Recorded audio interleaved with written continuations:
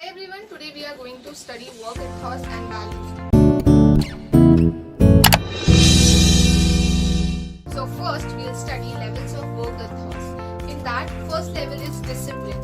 When I talk about discipline, it's the manner in which you perform your work at the best. Whatever work you are given as an employee, you should follow discipline in it. Means you should complete that work on time and start on time. Next level is punctuality. When I talk about punctuality, it means you should go to your workplace on time, start your work on time, complete your work on time, and do your dedication towards your work as well. For behavior with the subordinate. When I talk about this skill should be in the manager, because a manager should behave properly with their subordinates, especially the employees who are new.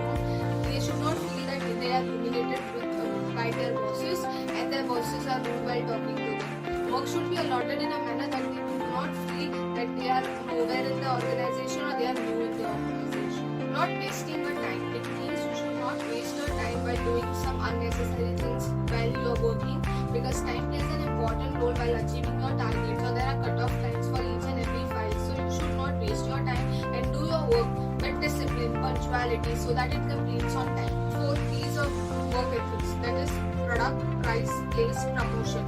When I talk about product, a product should be designed in such a manner that it gets sold in the market. Then pricing of the product should be very economical that all people can buy it. Product, price, place. The place you are selling those products should be suitable for that particular type of citizen, and promotion should be done at most level so that it reaches the information to that particular group where you are trying to sell those products. Social responsibility towards the employees and towards the society where we are performing the business is very important for an corporate and their culture.